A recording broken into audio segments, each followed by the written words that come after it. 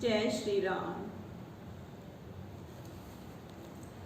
बहुविध मुनि प्रपोधि प्रभु तब भयंकर ध्यान, सत्यलोक नारद चले करत राम गुणगान। बहुत प्रकार से नारद जी को समझा बुझाकर भगवान अंतर ध्यान हो गए और नारद जी श्री रामचंद्र जी का गुणगान करते हुए सत्यधाम अर्थात वैकुंठ को चले गए।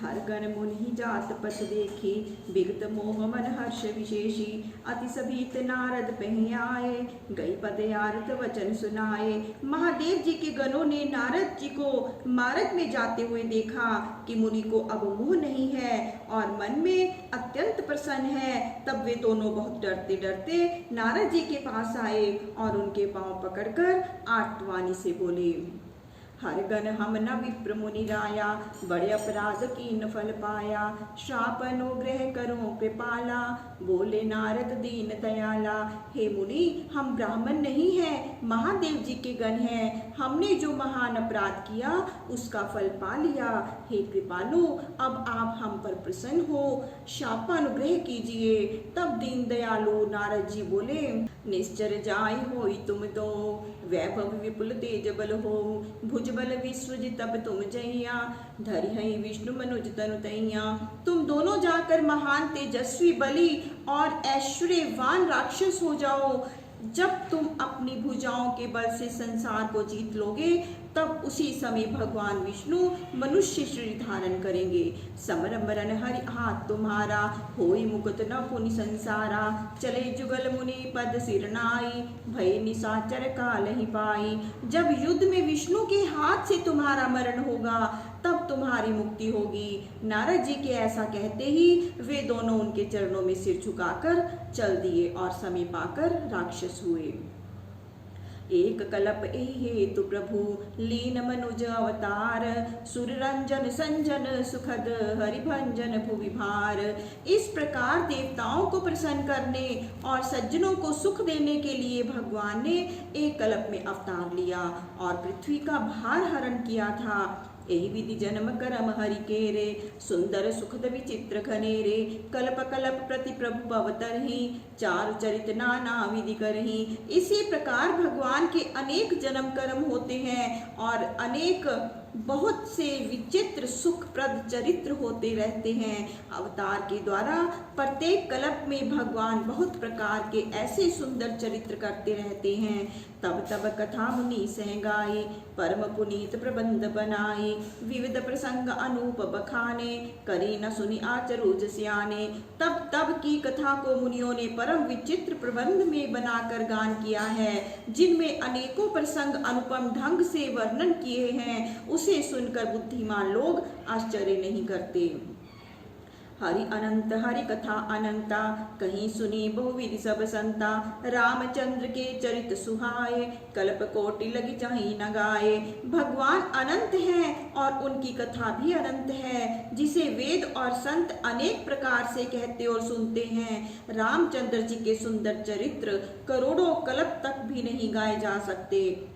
यह प्रसंग में कहा भवानी, हरि माया मोही मुनि ज्ञानी। प्रभु कौतुकी प्रणत हितकारी, सेवत सुलभ सकल दुखहारी। हे भवानी, यह प्रसंग मैंने तुमसे कहा। हरि की माया ऐसी है कि बड़े बड़े मुनि भी मोहित हो जाते हैं। भगवान भक्तों के हितकारी और कौतुकी हैं और वे समस्त दुखों के नाश करने वाले हैं।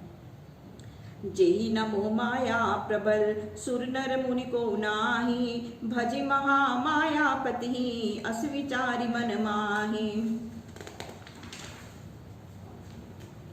देवता मनुष्य और मुनियों में ऐसा कोई नहीं है जिसे भगवान की प्रबल माया मोहित न करती हो। ऐसा मन में विचार कर महामाया के स्वामी श्री रामचंद्र जी का भजन करो। अपर हेतु सुन शैल कुमारी, कहूँ विचित्र कथा विस्तारी। जेहि कारण अज अगुन अरूपा, ब्रह्म भय कौशलपुर भूपा। हे पार्वती, भगवान के अवतार का अन्य कारण भी सुनो, जिसकी विचित्र कथा विस्तार से कहता हूँ। जिस कारण से वे अजन्मा निर्गुण और अनुपम ब्रह्म अयोध्या की राजा हुए। जो प्रभु विपिन फिरत तुम देखा, बंधु समेत धरे मुनिवेशा। जासु चरित अवलोकि भवानी, सती शरीर रही वो रानी।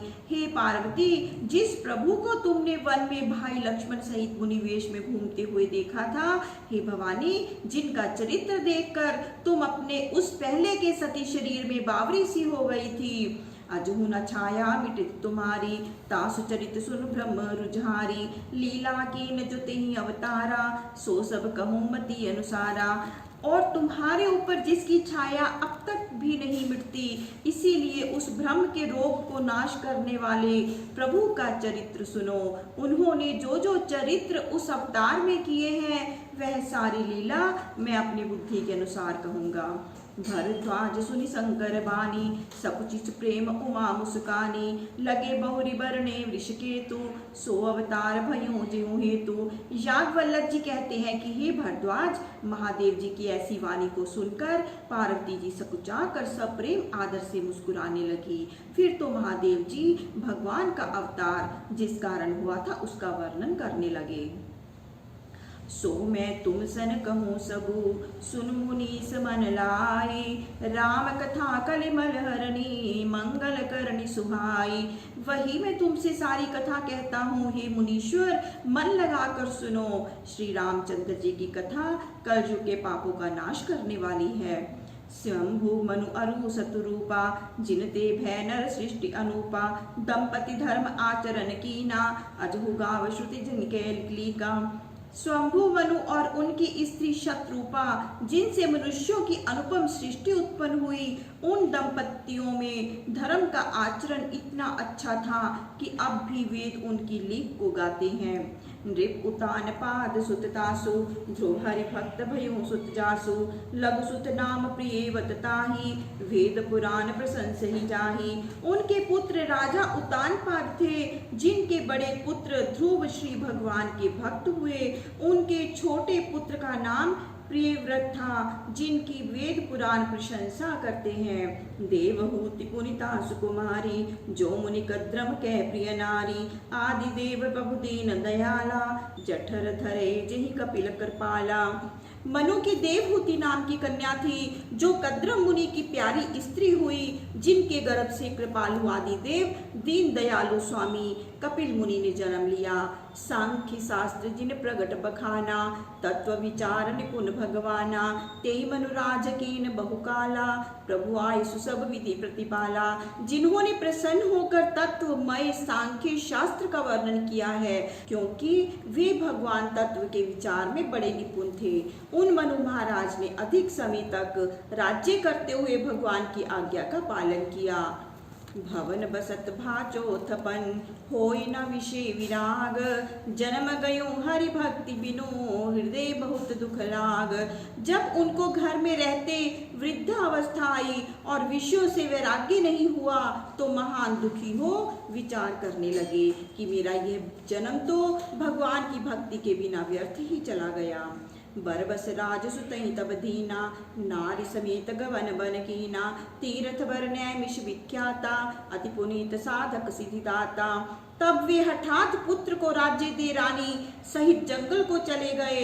तीर्थों में श्रेष्ठ नैमिषारण्य एक अत्यंत पवित्र और विख्यात तीर्थ है, जिसमें जाकर साधक गण पवित्र सिद्धियों को प्राप्त करते हैं। बसई तहाँ मुनि सिद्ध समाजा, तैहि हर्षि चले मनु राजा। पंथ जात सोही मति धीरा, ज्ञान भक्ति जनु धरे शरीरा। जहाँ मुनि और सिद्ध जनों का समाज वास करता है, राजश्री मनु हर्षित होते हुए वहां गए तो मार्ग में वे मति धीर ऐसे शोभायमान लगते थे, जैसे ज्ञान और भक्ति साक्षात शरीर धारण किए जा रहे हों। पहुँची जाई धेनुमति तीरा, हर्ष नहानि निर्मल नीरा। आए मिलन सिद्ध मुनि ज्ञानी, धर्म धुरंधर नृप ऋषि जानी। चलते चलते गोमती नदी के तट पर जा पहुँचे। वहाँ उन्होंने प्रसन्न हो उस निर्मल जल में स्नान किया। उसी समय वहाँ अनेक सिद्ध और ज्ञानी मुनि राजा को धर्मात्मा जानकर मिलने आए।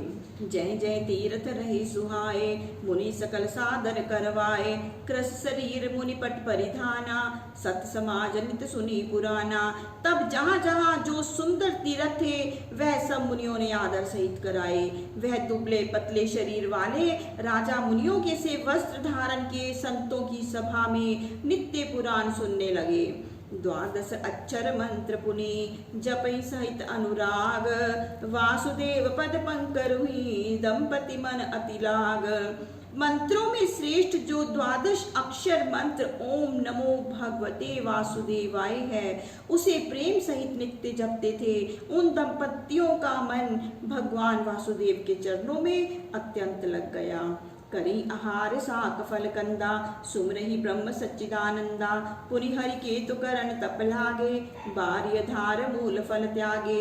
उस समय वे केवल शाक और कंद फलों पर ही अपना आहार निश्चित किए सच्चिदानंद ब्रह्म का स्मरण करते रहे। फिर वे भगवान को प्रसन्न करने के लिए तप करने लगे। तब उन्होंने जल का आहार करना आरंभ किया और मूल तथा फल को छोड़ दिया।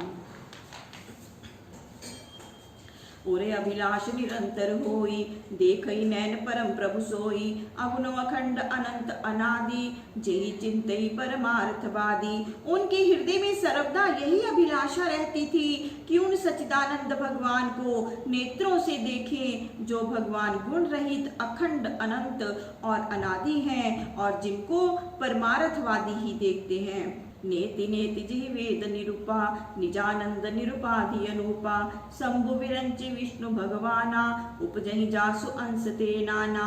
और जिनका वेद भी नेति नेति कहकर गान करते हैं और जो आनंद स्वरूप उपमा रहित है, जिनके अंश मात्र से अनेकों महादेव ब्रह्मा और विष्णु उत्पन्न होते हैं। ऐसे ही प्रभु सेवक बस अहि, भक्त हेतु लीला तनु गहि। जो यह वचन सत्य श्रुति भाषा, तो हमार पूजई अभिलाषा।